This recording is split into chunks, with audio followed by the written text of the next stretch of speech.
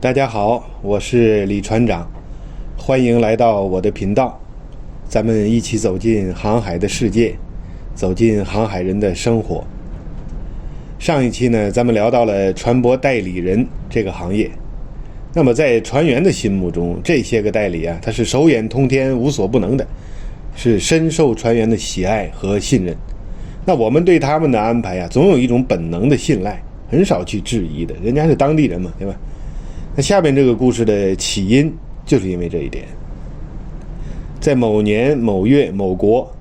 我呢就和我们公司的另外一条船呢，就在某国的内锚地抛锚，干什么呢？等候卖船。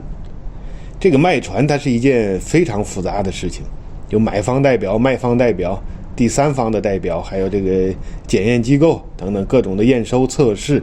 等等，还有一些手续，所以呢就选择在内锚地抛锚，就便于工作嘛，是不是？某一天早上，我就和另外一条船的那个船长啊，同时就收到了当地代理行发过来的一封邮件，新闻写得很清楚，让我们起锚，然后出去转一圈，做一个有针对性的一个试航。